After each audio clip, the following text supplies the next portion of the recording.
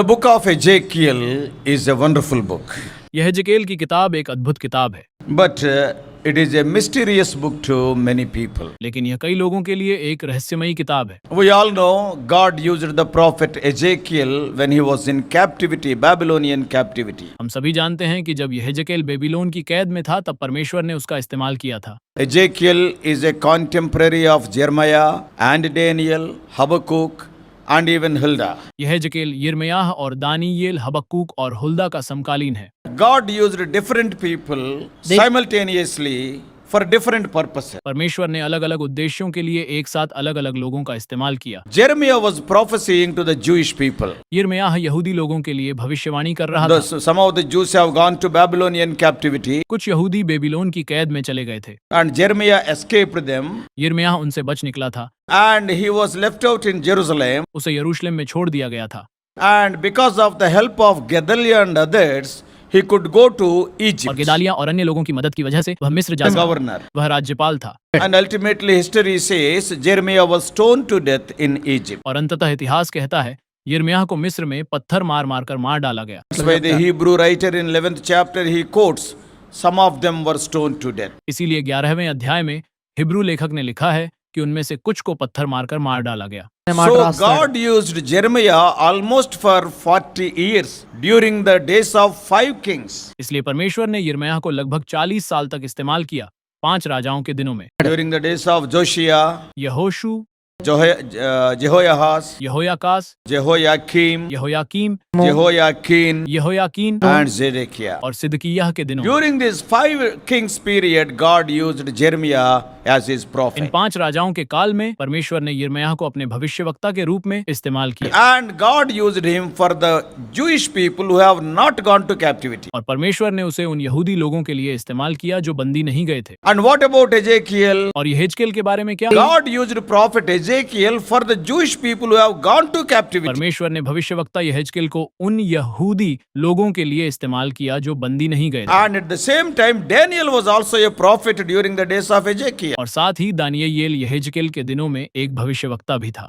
God has not used Daniel even in Jerusalem or for the Jews who are in captivity as a prophet. परमेश्वर ने दानियेल को यरूशलेम में या बंदी यहूदियों के लिए भी भविष्यवक्ता के रूप में इस्तेमाल नहीं किया है, But God has used Daniel as a prophet for the kings. लेकिन परमेश्वर ने दानियेल को राजाओं के लिए भविष्यवक्ता के रूप में इस्तेमाल किया। So God is a God of order. हमारा परमेश्वर व्यवस्था का परमेश्वर है।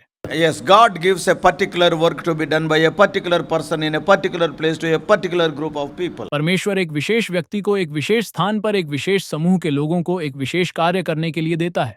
In a similar way, God used Habakkuk and a woman Huldah also as a prophetess. इसी तरह परमेश्वर ने हबक्कूक और महिला हिल्दा को भी भविष्यवक्ता के रूप में इस्तेमाल किया। History says Jeremiah and Huldah are relatives. इतिहास कहता है कि यिर्मयाह और हिल्दा रिश्तेदार हैं, Because Jeremiah's father Hilkiah is from Levitical background, but his mother is from the background of Ephraim, and Huldah is also from the tribe of Ephraim. क्योंकि यिर्मयाह के पिता हिल्किय्याह लेवी वंश से थे, लेकिन उनकी माँ एप्रैम वंश से थीं और हिल्दा भी एप्रैम के गोत्र से थीं। That is what the history says. इतिहास यही कहता है। But anyhow, the book of Ezekiel is a mysterious book to many. लेकिन फिर भी यहेजकेल की किताब कई लोगों के लिए एक रहस्यमयी किताब है। Though Ezekiel was born in a priest's family, God used him as a prophet. हालांकि यहेजकेल का जन्म एक पुजारी के परिवार में हुआ था, लेकिन परमेश्वर ने उसे एक भविष्यवक्ता के रूप में इस्तेमाल किया। Same is the case with Jeremiah also. यही बात यिर्मयाह के साथ भी है। So even today's events, what are happening in the 21st century, Ezekiel knew it very well. तो आज की घटनाएं भी जो 21वीं सदी में हो रही हैं, यह इजेकील को बहुत अच्छी तरह से पता था। All of a sudden on October 7th, 2023, last year, when suddenly the Hamas and Israel war started, it is a breaking news to us, but not to Ezekiel. पिछले साल 7 अक्टूबर 2023 को अचानक जब हमास और इजराइल युद्ध शुरू हुआ, तो यह हमारे लिए एक ब्रेकिंग न्यूज थी, लेकिन यहेजकेल के लिए नहीं। So today's events are not, something new to Ezekiel. आज जो कुछ हो रहा है वह इजेकील के लिए कोई नई बात नहीं है। What the present Hamas war or Hezbollah war, Houthis, whatever you call, वर्तमान में हमास युद्ध या हिजबुल्लाह युद्ध या हौथी जो भी आप कहें, and the group of Iran, Russia and Turkey coming against Israel is nothing new to Ezekiel. और ईरान, रूस और तुर्की का समूह जो इजराइल के खिलाफ आ रहा है, वह इजेकील के लिए कोई नई बात नहीं है। All these things he has prophesied in his book. इन सभी बातों की भविष्यवाणी उसने अपनी पुस्तक में की है। Broadly speaking, the book of Ezekiel can be divided into 5 parts. मोटे तौर पर यहेजकेल की पुस्तक को 5 भागों में विभाजित किया जा सकता है। The first 3 chapters are the call of the prophet. पहले 3 अध्याय भविष्यवक्ता के आह्वान है And from 4th chapter to 24th chapter, और चौथे अध्याय से लेकर 24वें अध्याय it is about the fall of Judah or Jerusalem. यह यहूदा या यरूशलेम के पतन के बारे में है। And chapter 25 to 32, Ezekiel prophesied about other nations other than Judah. और अध्याय 25 से 32 तक यहेजकेल ने यहूदा के अलावा अन्य राष्ट्रों के बारे में भविष्यवाणी की। And from 33rd chapter, it is very important for us who are living in this age. और 33वें अध्याय से ये हमारे लिए बहुत महत्वपूर्ण है जो इस युग में रह रहे हैं। Whatever is happening globally today, we can see prophetically in the writings of Ezekiel from 33 to 39. आज विश्व स्तर पर जो कुछ भी हो रहा है हम उसे यहेजकेल के 33 से 39 तक के लेखों में भविष्यवाणी के रूप में देख सकते हैं। And the last 9 chapters, that is from 40 to 48, about the new Israel, the future temple, all these things Ezekiel wrote. और अंतिम 9वें अध्याय अर्थात 40 से 48 तक नए इस्राएल भविष्य के मंदिर के बारे में ये सारी बातें यहेजकेल ने लिखी हैं। For example, उदाहरण के लिए if you see Ezekiel 36 chapter, यदि आप यहेजकेल 36 अध्याय देखें, why we are seeing all these things? हम ये सब क्यों देख रहे हैं? If you are a true child of God, what is happening today, yeah, you need not worry about them. अगर आप परमेश्वर के सच्चे बच्चे हैं तो आज जो कुछ भी हो रहा है आपको उसके बारे में चिंता करने की जरूरत नहीं है। The restoration of Israel is mentioned by Ezekiel in chapter 36. Israel की पुनर्स्थापना का जिक्र यहेजकेल ने अध्याय 36 में किया है। Not only Ezekiel, केवल यहेजकेल ही नहीं, Isaiah prophesied. यशायाह में भविष्यवाणी, In Isaiah 11th chapter we can see, यशायाह 11, Isaiah 35th chapter we can see, यशायाह 35 में, Jeremiah prophesied in Jeremiah 23rd chapter, यिर्मयाह ने यिर्मयाह 23 में भविष्यवाणी की, Hosea prophesied in Hosea 6th chapter, होशे ने होशे 6 में भविष्यवाणी की and Amos prophesied in Amos 5th chapter and also 9th chapter. और आमोस ने आमोस 5 और 9 में भविष्यवाणी की। So God has spoken about the end days events through many prophets of his old. इसलिए परमेश्वर ने अपने पुराने कई भविष्यवक्ताओं के माध्यम से अंत के दिनों की घटनाओं के बारे में बात की है। How the Lord is going to gather all the Israelites in their own land, especially Ezekiel 36 chapter deals with it. कैसे प्रभु सभी इजरायलियों को उनके अपने देश में इकट्ठा करने जा रहे हैं, विशेष रूप से यहेजकेल 36 अध्याय इससे संबंधित है। Not only I will revive the Israelites and I will bring them to their own nation, but I will revive the earth also, the Lord said in 36:30 of Ezekiel. न केवल मैं इजरायलियों को पुनर्जीवित करूंगा और उन्हें उनके अपने राष्ट्र में लाऊंगा, बल्कि मैं पृथ्वी को भी पुनर्जीवित करूंगा, प्रभु ने यहेजकेल 36:30 में कहा। Who can expect such scattered people who were scattered throughout the whole world for more than 18 centuries?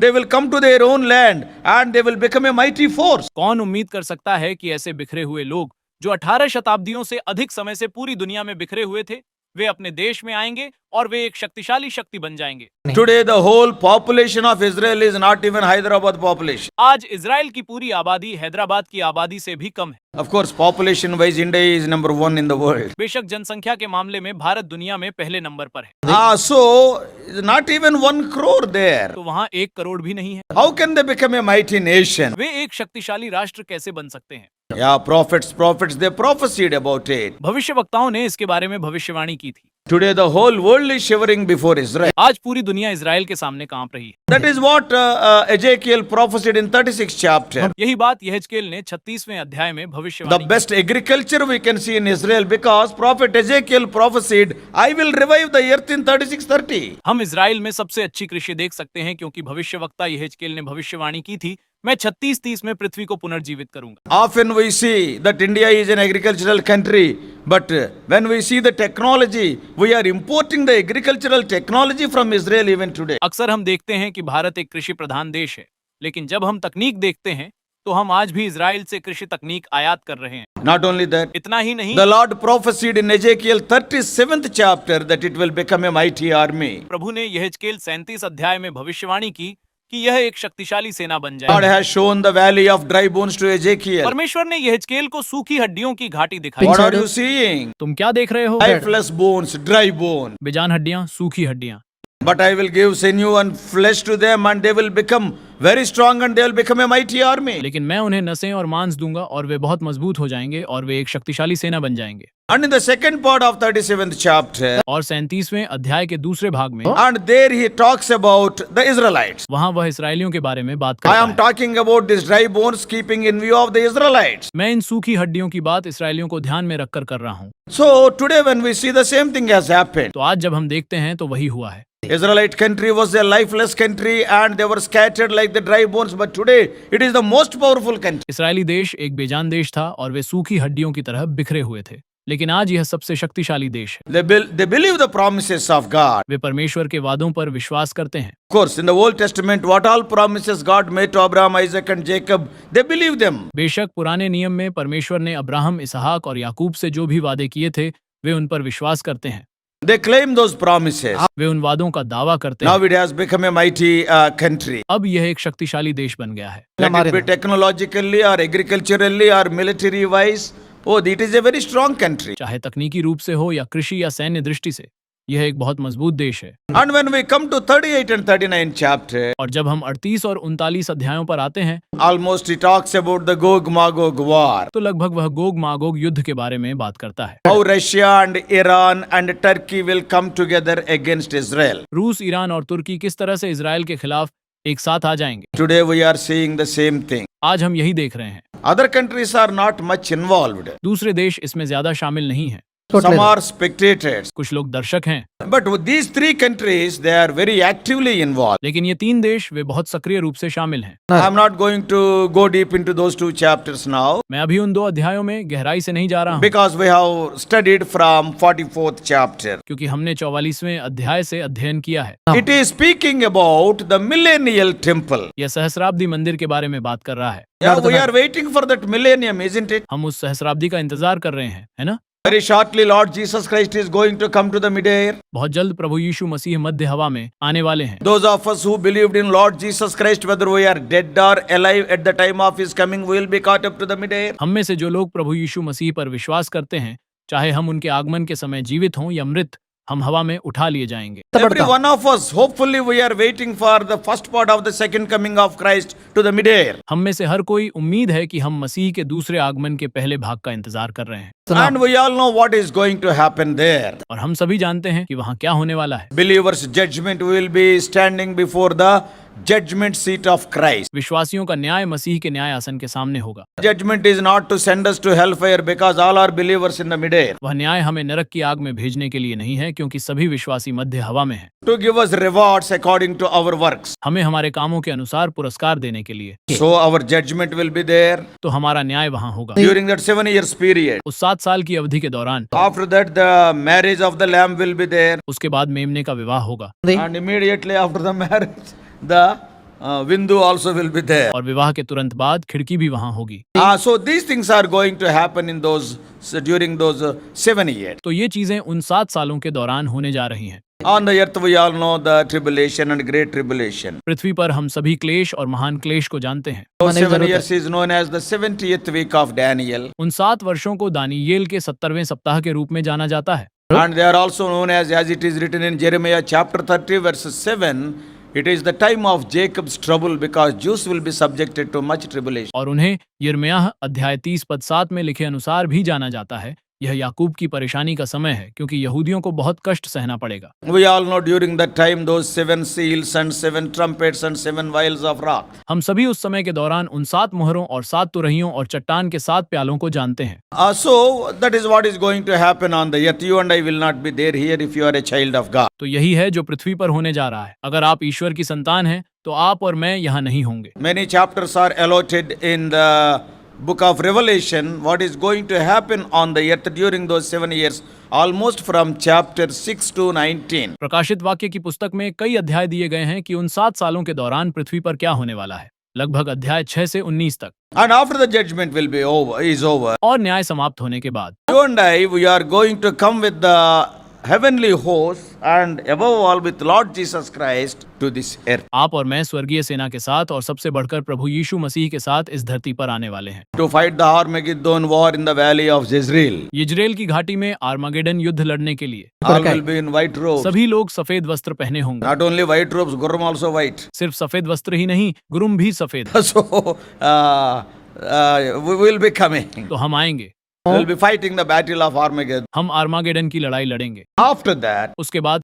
the millennial reign starts. सहस्राब्दी शासन शुरू होता है That is where Ezekiel 44th chapter comes. यहीं से यहेजकेल का 44वां अध्याय आता है What will happen during the millennial reign? सहस्राब्दी शासन के दौरान क्या होगा What, almost from chapter 40 to 47, it is speaking about the millennial temple and the worship and others. लगभग 42 से 47वें अध्याय में सहस्राब्दी मंदिर और उपासना तथा अन्य बातों के बारे में बताया गया है Why we are calling it as a millennial temple? हम इसे सहस्राब्दी मंदिर क्यों कह रहे हैं Because the dimensions are so big. क्योंकि इसके आयाम बहुत बड़े हैं Earlier the tabernacle was of very small size in the wilderness. पहले जंगल में तंबू बहुत छोटे आकार का था Not only in the wilderness, still the temple was constructed during the days of Solomon.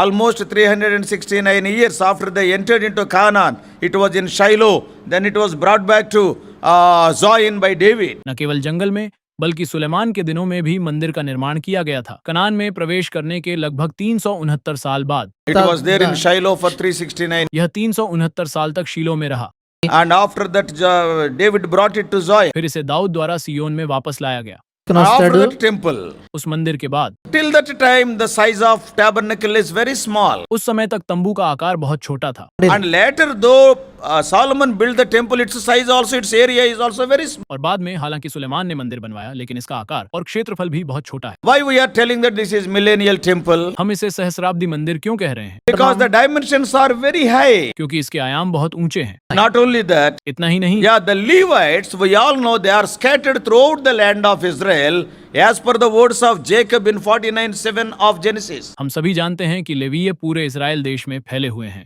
So, there, while he was blessing all the children of Jacob, इसलिए जब वह याकूब के सभी बच्चों को आशीर्वाद दे रहा था and he talked about Shimeon and Levi, और उसने शिमोन और लेवी के बारे में I will बताया scatter them in among the people. मैं उन्हें लोगों के बीच बिखेर दूंगा Do you know why the Levites are not given a defined inheritance? क्या आप जानते हैं कि लेवियों को एक निश्चित विरासत क्यों नहीं दी जाती है Every tribe is having some inheritance. हर जनजाति के पास कुछ विरासत होती है Why not Levites? लेवियों को क्यों नहीं Because Jacob said they will be scattered among the people. लेवियों को क्यों नहीं क्योंकि याकूब ने कहा था कि वे लोगों के बीच बट जाएंगे Because of their sin, what they have committed at Shechem, Shimeon and Levi killing the people there. क्योंकि उन्होंने शेकेम में जो पाप किया था उसके कारण शिमोन और लेवी ने वहां लोगों को मार डाला So Levites are scattered. इसीलिए लेवियों का वंश बढ़ गया Till today they are scattered throughout the land of Israel. आज तक वे पूरे इस्राएल देश में बिखरे हुए हैं We all know in the days of Joshua, each tribe has given four cities to them. हम सभी जानते हैं कि यहोशू के दिनों में प्रत्येक जनजाति को 4 शहर दिए गए थे And so they are there in those 48 cities. और इसीलिए वे उन 48 शहरों में हैं But during the millennium, when the millennial temple is there, लेकिन सहस्राब्दी के दौरान जब सहस्राब्दी मंदिर वहां है the difference I am telling, मैं जो अंतर बता रहा हूँ all the Levites will be there in the temple compound. सभी लेवी मंदिर परिसर में होंगे So the first difference is size is different. इसलिए पहला अंतर यह है कि आकार अलग है And secondly, all the Levites will be there in one place. और दूसरा यह है कि सभी लेवी एक ही स्थान पर होंगे And not only that, और केवल इतना ही नहीं new sacrifices are introduced which are not there in the book of Leviticus. नए बलिदानों को पेश किया गया है जो लेव्य व्यवस्था की पुस्तक में नहीं है In the book of Leviticus, लेव्य व्यवस्था की पुस्तक there are 5 sacrifices we all know. 5 बलिदान हैं जिनके बारे में हम सभी जानते हैं Burnt sacrifice, बंधुआ बलिदान meat sacrifice, मांस बलिदान peace offering, शांति बलि sin offering, पाप बलि trespass offering. अतिचार बलि These 5 are there. 5 वहाँ हैं Not more than 5 they are not there. 5 से ज्यादा वहाँ नहीं है But in the millennial temple, लेकिन सहस्राब्दी मंदिर में some more offerings are added, some more sacrifices are added. कुछ और भेंटें जोड़ी जाती हैं कुछ और बलिदान जोड़े जाते हैं They have to offer sacrifice for the land, it is written. उन्हें भूमि के लिए बलिदान देना ही होगा ऐसा लिखा है They have to offer sacrifice for the king. उन्हें राजा के लिए बलिदान चढ़ाना So, पड़ता है what all we are reading from 40th chapter up to 47th chapter of Ezekiel, They speaks of the new temple that is known as the millennial temple. तो हम यहेजकेल के 48वें अध्याय से लेकर 47वें अध्याय तक क्या पढ़ रहे हैं? वे नए मंदिर की बात करते हैं जिसे सहस्राब्दी मंदिर के नाम से जाना जाता है। Now our desire is अब हमारी इच्छा we must be a part of that millennium. है कि हम उस सहस्राब्दी का हिस्सा बने। We must be a part of that worship. हमें उस पूजा का हिस्सा बनना चाहिए, Because see, we are preparing ourselves for the eternity. After millennium, we will be entering into eternity. क्योंकि देखिए हम सहस्राब्दी के बाद अनंत काल के लिए खुद को तैयार कर रहे हैं। हम अनंत काल में प्रवेश करेंगे। So in a symbolic way, the Lord told through Ezekiel who are going to serve him in the millennial temple. इसलिए प्रतीकात्मक तरीके से प्रभु ने यहेजकेल के माध्यम से बताया कि सहस्राब्दी मंदिर में कौन उसकी सेवा करने जा रहा है। That is what we read in verse 15. यही हम पद 15 में पढ़ते हैं। Ezekiel chapter 44 यहेजकेल अध्याय 44 and verse 15. और पद 15। So during the millennial temple period, तो सहस्राब्दी मंदिर अवधि के दौरान Ezekiel is telling the sons of Zadok are going to serve me.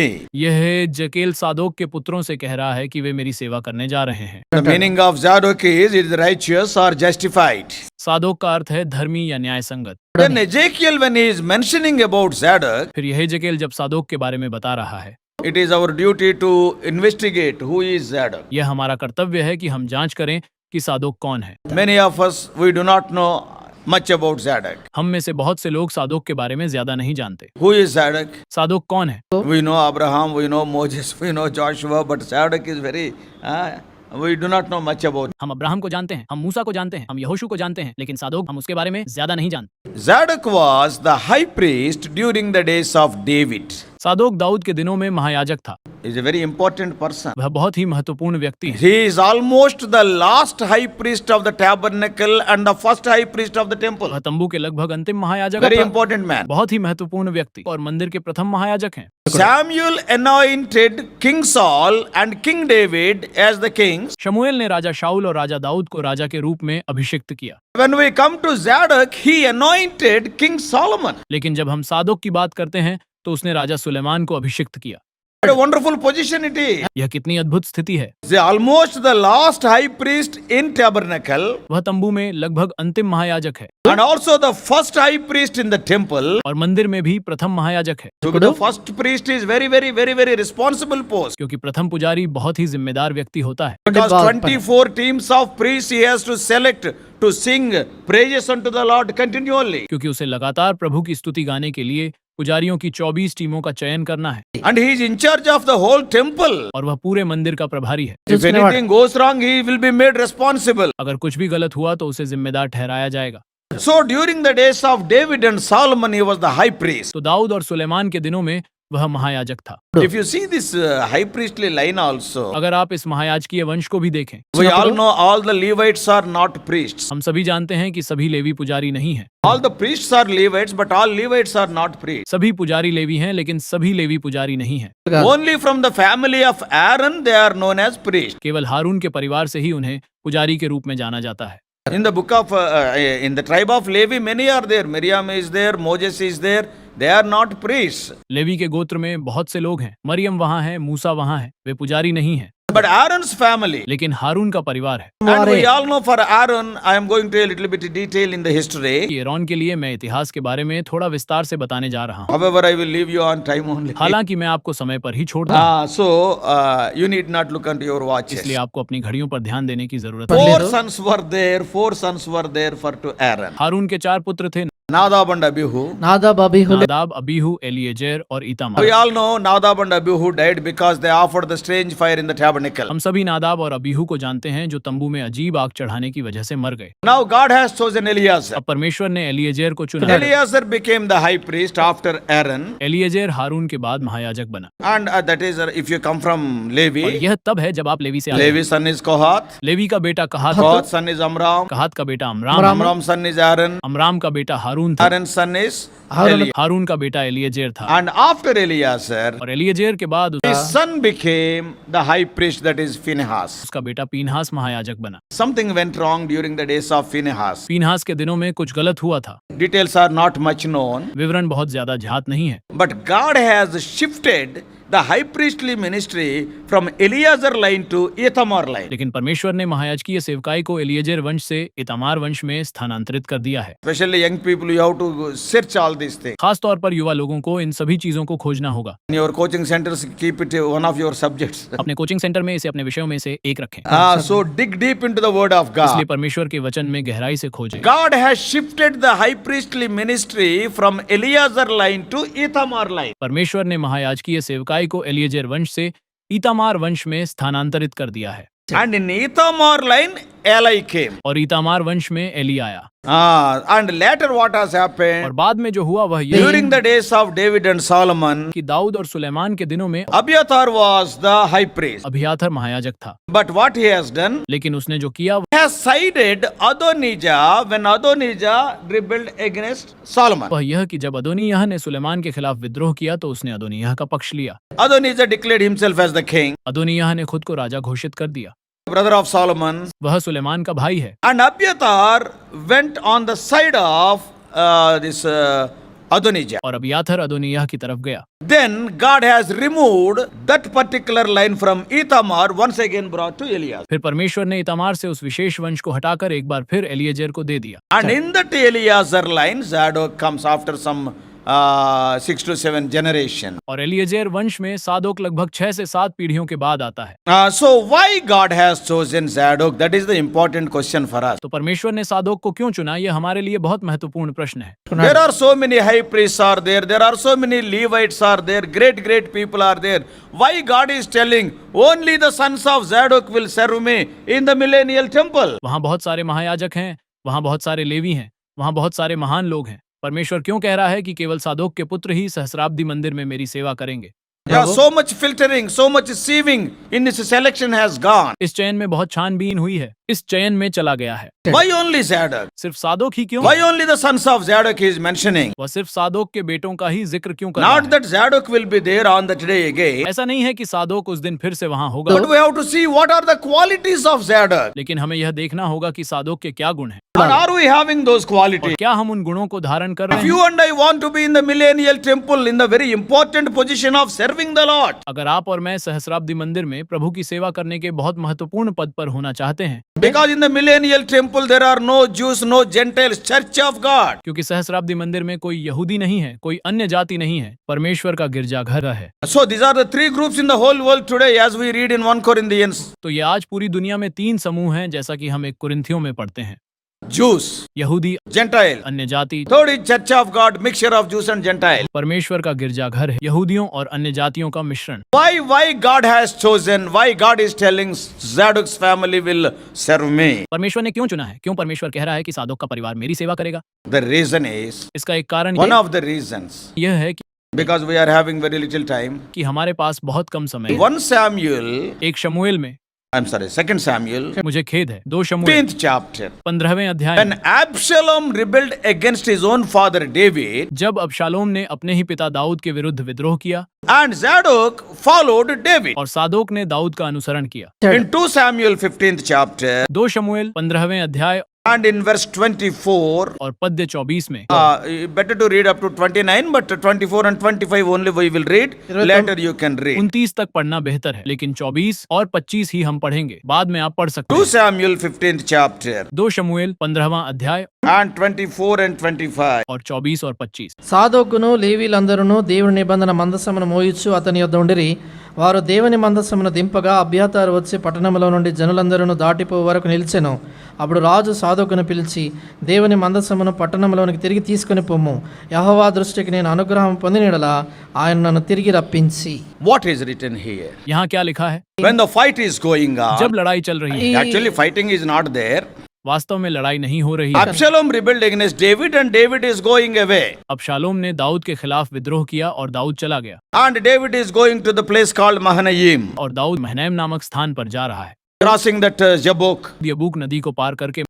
And so while he was going, जब वह जा रहा था few people followed David तो कुछ लोग दाऊद के पीछे चल रहे थे। with Absalom. अबशालोम के साथ People like Ahithophel were there, अहीतोपेल जैसे लोग भी and they थे। have given the wrong counsel to Absalom. अबशालोम को गलत सलाह दी है because of their personal enmity with David. और उन्होंने दाऊद के साथ अपनी व्यक्तिगत दुश्मनी के कारण, Though Ahithophel is in the cabinet of David, हालांकि अहीतोपेल दाऊद के मंत्रिमंडल में है, but he is almost looking David as his enemy. Dawood को अपना दुश्मन मानता है। Personal reasons. वह निजी कारणों से, Many times we have seen it. हमने कई बार ऐसा देखा है, Because Bathsheba is the granddaughter of Ahithophel. क्योंकि बतशेबा अहीतोपेल की पोती है। Ahithophel's son is Eliam, अहीतोपेल का बेटा एलियाम है और and Eliam's daughter is Bathsheba. एलियाम की बेटी बतशेबा है।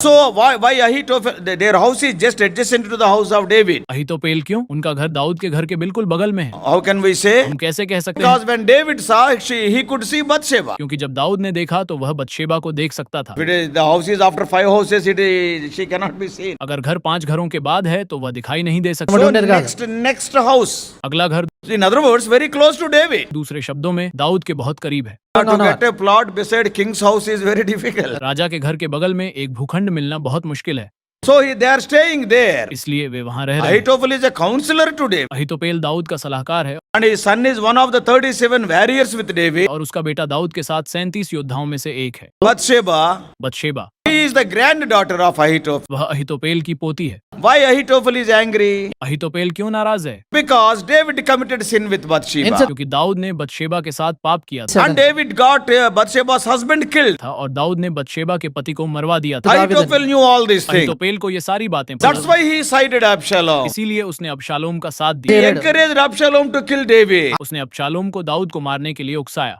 Okay, that is a different story again. ये फिर से एक अलग कहानी है। So when Absalom rebelled against David, इसीलिए जब अबशालोम ने दाऊद के खिलाफ विद्रोह किया some people supported Absalom, तो कुछ लोगों ने अबशालोम का समर्थन किया and very silently and prayerfully David was leaving the palace. और बहुत ही चुपचाप और प्रार्थना पूर्वक दाऊद महल से बाहर निकल रहा था। At the time, few people followed David, like people like Hushai and others. उस समय कुछ लोग दाऊद का अनुसरण कर रहे थे, जैसे हुशै और अन्य लोग, And Zadok was also there. और सादोक भी वहां था। All others are there to fight the battle. बाकी सभी लोग युद्ध लड़ने के लिए वहां हैं। When we see Zadok and his लेकिन family, जब हम सादोक और उसके परिवार को देखते they हैं are more concerned about the ark of the Lord. तो वे प्रभु के संदूक के बारे में ज्यादा चिंतित हैं। They are more concerned about the temple and the.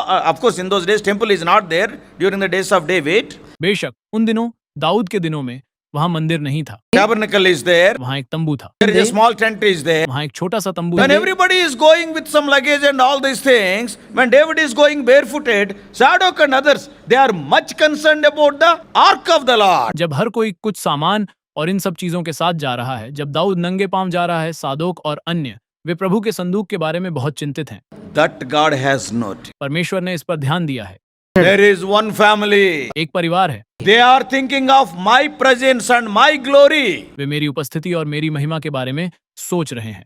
The ark of the Lord speaks of so many things. प्रभु का संदूक बहुत सी बातों के बारे में बताता है, Yes, they are concerned about that. वे इसके बारे में चिंतित हैं। The ark of the Lord speaks of the presence of God. प्रभु का संदूक परमेश्वर की उपस्थिति की बात करता है, Because when the ark is kept there, yes, the glory of the Lord came क्योंकि down. जब संदूक को वहां रखा जाता है तो प्रभु की महिमा नीचे आती They है। are more careful about the presence of God with them. वे अपने साथ परमेश्वर की उपस्थिति के बारे में अधिक सावधान रहते हैं। Not only that, इतना ही नहीं, when the child is born to that Eli's daughter-in-law, जब एली की बहू को बच्चा पैदा हुआ and she heard that the ark is cut, तो उसने सुना कि संदूक कट गया है। and immediately she said, उसने तुरंत कहा, "Glory departed." महिमा चली गई। What does it mean? इसका क्या मतलब है? Ark speaks of the glory of God. संदूक परमेश्वर की महिमा की बात करता है। Ark gone means glory gone. संदूक गया मतलब महिमा गई। The ark of God speaks of the presence of God. संदूक परमेश्वर की महिमा की बात करता है। Though we are going away, though we are 100 people or 200 people, that is not important. The presence of God is important. That is the concern of Zadok. हालांकि हम जा रहे हैं, हालांकि हम 100 लोग हैं या 200 लोग, यह महत्वपूर्ण नहीं है। परमेश्वर की उपस्थिति महत्वपूर्ण है, यही सादोक की चिंता है। And they have given more importance to the glory of God. और उन्होंने परमेश्वर की महिमा को ज्यादा महत्व दिया है। Whatever we do in our life, हम अपने जीवन में जो कुछ भी करते हैं, whatever we do, जो कुछ भी करते हैं, maybe in your college or in your office, wherever you are, चाहे वह आपके कॉलेज में हो या आपके दफ्तर में, अपने घर में, आप जहां भी हों, whatever you are doing, आप जो कुछ भी कर रहे हो, first question you have to ask is, does it bring glory to God? सबसे पहला सवाल जो आपको पूछना चाहिए वह यह है कि क्या इससे परमेश्वर की महिमा होती है? What I am doing, will it bring glory to God? मैं जो कर रहा हूँ क्या उससे परमेश्वर की महिमा होती है? If it is not bringing glory to God, अगर इससे परमेश्वर की महिमा नहीं होती है You need not do however good it may be because it is not bringing glory to God. तो आपको चाहे कितना भी अच्छा काम क्यों ना करना पड़े, क्योंकि इससे परमेश्वर की महिमा नहीं होती है। I met one or two people who put videos against us in the YouTube. मैं एक या दो लोगों से मिला जिन्होंने हमारे खिलाफ YouTube पर वीडियो डाले। Very with smile I met them. मैं उनसे बहुत ही मुस्कुराते हुए कल मिला। Only से- one thing I asked. मैंने उनसे सिर्फ एक ही बात What पूछी, you have done, does it bring glory to God? आपने जो किया है क्या उससे परमेश्वर की महिमा होती है? Simple answer, it is not a difficult question to answer. इसका उत्तर देना कोई कठिन नहीं है। When जाओ it is जप्पा। not bringing glory to God, why you are doing? जब इससे परमेश्वर की महिमा नहीं होती तो आप ऐसा क्यों कर रहे हैं?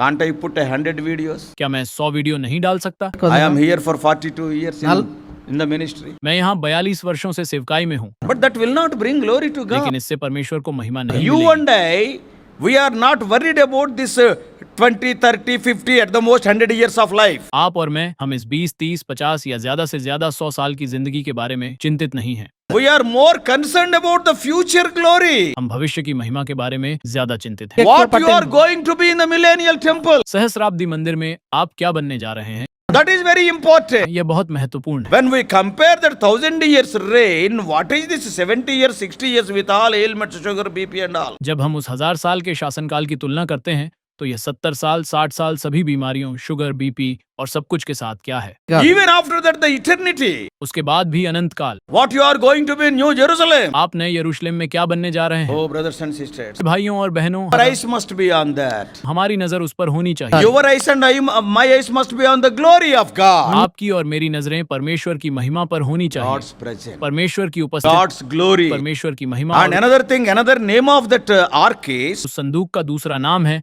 it is the ark of testimony. यह गवाही का संदूक है। That speaks of testimony. यह गवाही की बात करता है। What all we are doing, is it promoting the testimony of God or it is degrading the testimony of God? हम जो कुछ भी कर रहे हैं, क्या यह परमेश्वर की गवाही को बढ़ावा दे रहा है या परमेश्वर की गवाही को नीचा दिखा रहा है? It speaks of faith. यह विश्वास की बात करता है। Why? क्यों? Hophni Phinehas thought. उम्मीद है कि पीनहास ने सोचा होगा, What they thought, the children of Eli? जैसा उन्होंने एली के बच्चों के बारे में सोचा था, If we take this to the battlefield, we will win. That speaks of their faith. अगर हम इसे युद्ध के मैदान में ले जाते हैं तो हम जीतेंगे। So like this, the ark speaks of so many things. तो इस तरह संदूक बहुत सी बातों के बारे में बोलता है। The Smart presence करते of God, परमेश्वर की the उपस्थिति, glory of God, परमेश्वर की महिमा, the testimony of God, परमेश्वर की गवाही, the faith in that living God. उस जीवित परमेश्वर में विश्वास। Brothers and sisters, भाइयों और बहनों, in this limited life, are we concerned about those things? इस सीमित जीवन में क्या हम उन बातों के बारे में चिंतित हैं? Some other people are there with David. Dawood के साथ कुछ और लोग, तवर People बड़ा may be bringing blankets, we do not. कुछ लोग कंबल ला रहे होंगे, हमें नहीं Some पता। people may be bringing some food material. कुछ लोग खाने पीने की चीजें ला रहे होंगे, These people, they are bringing the ark of the Lord. लेकिन ये लोग प्रभु का संदूक ला रहे हैं। God is seeing all that group. परमेश्वर उस पूरे समूह को देख रहे हैं। Few people, they are concerned about my glory. बहुत कम लोग हैं, वे मेरी महिमा के बारे में चिंतित They हैं। wanted my presence among. वे चाहते थे कि मैं उनके बीच मौजूद रहूं। They wanted the testimony. वे गवाही चाहते थे। Told Ezekiel, यह जकेल से कहा, write that. इसे लिखो। Till Zadok's sons, they are going to serve me. सादोक के बच्चे, वे मेरी सेवा करने जा रहे हैं। Today, so many things are happening in our midst, आज हमारे बीच, in our family. हमारे परिवारों में बहुत सी बातें हो रही हैं। Are you concerned about the presence and glory of God? क्या आप परमेश्वर की उपस्थिति और महिमा के बारे में चिंतित हैं? That is what the sons of Zadok and Zadok did. सादोक और सादोक के बेटों ने यही किया। And when you are concerned about the glory of और जब God, आप परमेश्वर की महिमा के बारे में चिंतित होते when you हैं, are questioning yourself before doing anything, yes, does it bring glory to God? जब आप कुछ भी करने से पहले खुद से सवाल करते हैं, क्या इससे परमेश्वर को महिमा मिलती है? You are having that concern. जब आप उस चिंता में होते हैं You need not spend much of your energy. तो आपको अपनी ज्यादा ऊर्जा खर्च करने की जरूरत नहीं होती। That's why in 17 to 19, I'm going to close quickly. मैं जल्दी से समाप्त करने जा रहा हूँ, 17 to 19. इसलिए 17 से 19 तक And there, वहाँ what is written there? वहाँ क्या लिखा है? About their garments it is written. उनके कपड़ों के बारे में। And there should not be any sweat in 18. और 18 में कोई पसीना नहीं आना चाहिए। Why the sweat will come? पसीना क्यों आएगा? But in general, when we work a lot, that sweat will come. जब हम बहुत काम करते हैं तो पसीना आएगा। So the sweat speaks of our human labor. तो पसीना हमारे मानवीय श्रम को दर्शाता है। And here what is written? और यहाँ क्या लिखा है? Yeah, there is no room for any sweat. हाँ, पसीने के लिए कोई जगह नहीं है। So when you are thinking of the glory of God and the presence of God and the testimony of God, इसलिए जब आप परमेश्वर की महिमा और परमेश्वर की उपस्थिति और परमेश्वर की गवाही के बारे में सोच रहे हैं your efforts need not be so much. तो आपके प्रयासों को इतना ज्यादा करने की जरूरत नहीं है। God పర్లేదు. will be there. परमेश्वर वहां हो, God will fight our battle. परमेश्वर हमारी लड़ाई God लड़ेगा, will be with you. परमेश्वर आपके साथ God will होंगे, be doing our job. परमेश्वर हमारा काम करेंगे। We may be just putting our hands 1%, 99% He will do. हम शायद सिर्फ 1% काम करेंगे, 99% काम वो करेंगे। So human efforts are not that much needed. इसलिए मानवीय प्रयासों की उतनी जरूरत नहीं है। When God is there, God's presence is there. जब ईश्वर है तो ईश्वर की उपस्थिति You है। are thinking of God's glory. जब आप ईश्वर की महिमा के बारे में सोच रहे हैं Your planning and your scheming and your thinking is not that much important. He will give the right idea. तो आपकी योजना और आपकी चाल और आपकी सोच उतनी महत्वपूर्ण नहीं है, वह सही विचार देगा। Oh, brothers and sisters. हे भाइयों और बहनों, So sons of Zadok. तो सादोक के बेटों, Those people who are concerned about these things. वे लोग जो इन बातों के बारे में चिंतित हैं, Before I close, मैं समाप्त करने से we are पहले coming regularly to the house of हम God. नियमित रूप से परमेश्वर के घर आते What हैं। is our concern? हमारी चिंता क्या है? Is it the glory of क्या God? यह परमेश्वर की महिमा है? Whatever we are doing, whatever we are talking, can we say that it brings glory? हम जो कुछ भी कर रहे हैं, जो कुछ भी हम बात कर रहे हैं, क्या हम कह सकते हैं कि यह महिमा लाता है? I am worried about the testimony of God. मैं परमेश्वर की गवाही के बारे में चिंतित हूँ। Then Along God will say, you belongs to the group of Zadok. तब परमेश्वर कहेगा, तुम सादोक के समूह से हो। There may be 100 parties in this इस world. दुनिया में 100 समूह हो सकते हैं। పార్టీలో You need not bother though in no gumpu your name is not there. तुम्हें परेशान होने की जरूरत नहीं है, हालांकि किसी भी समूह में तुम्हारा नाम नहीं But है, there in heaven, लेकिन स्वर्ग में during the millennium. सहस्राब्दी के Yeah, दौरान when you are concerned about the glory and your faith and the presence and the testimony of God, जब आप महिमा और अपने विश्वास और उपस्थिति और परमेश्वर की गवाही के बारे में